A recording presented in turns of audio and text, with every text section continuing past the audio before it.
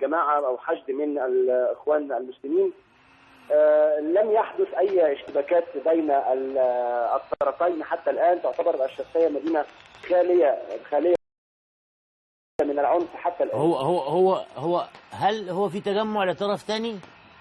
نعم، هناك تجمع حشد عند مسجد الفتح او كما يسموه مسجد المجلس المحلي، وهو يبتعد عن مكان تجمع المعارضين نحو 250 متر. وهو تجمع يعني معقول ولا؟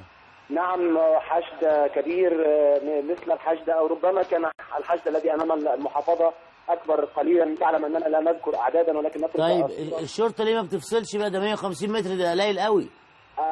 الامن متمركز خلف المحافظه ولا يوجد ما يدعو ان ارحل في اشاره الى الدكتور محمد مرسي وترحيل عن الحكم. يعني الجميع هنا يترقب البيان المقرر الذي من المقرر ان يعني يخرج من القائد العام للقوات المسلحه. هو من الترقب بالتزامن هناك نوعا من الفرحه بعد التسريبات التي انتشرت بين المتظاهرين حول احداث قرارات تغيير القوات المسلحه، ولم يتاكد منها حتى هذه اللحظه. لكن على كل حال هو جو احتفالي حتى الان. كانت طيب همام، هل في ظهور لاي جماعات اخوانيه دي طيارات متشدده؟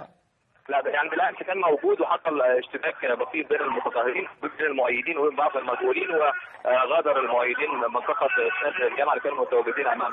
طب هل هم متجمعين في مكان ثاني في المنصوره؟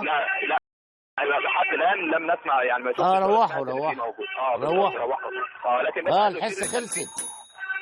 كان في طائره كله يروح. كان موجود طائره للقوات المسلحه عصر اليوم كانت يعني تحلق فوق المتظاهرين. يعني كان في ترحيب متبادل بين قائد الطائره وبين المتظاهرين، يعني بوجود الطائره العسكريه اعلى المتظاهرين. تمام يا همام، هنرجع لك تاني ان شاء الله بعد اذاعه البيان. مين؟ محمد محيي من عند الحرس الجمهوري. استاذ محمد. مساء الخير يا استاذ محمود. مساء الخير يا استاذ محمد. مساء الخير. ايه الاخبار عندك عند الحرس الجمهوري؟ هي حاله من الترقب كما تشهدها كل ميادين مصر، حاله من الترقب ينتظر المتظاهرون قرار القوات المسلحه بعد انتهاء المهله التي حددتها لكافه الاطراف السياسيه.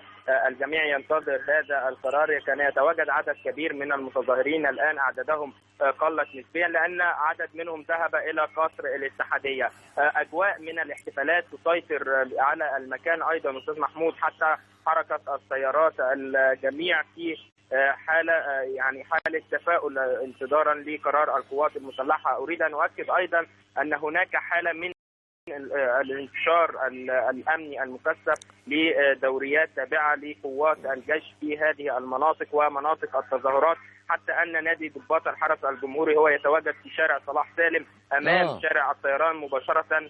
شارع الطيران هذا هو مؤدي أيضا في نهاية في إيه بقى في المنطقة دي بقى؟ في قوات راحت تحاصر المجموعه اللي عند رابعه؟ فصلت تماما يا استاذ محمود، اغلقت الشارع الطيران تماما. هذا الشارع الذي يفصل بين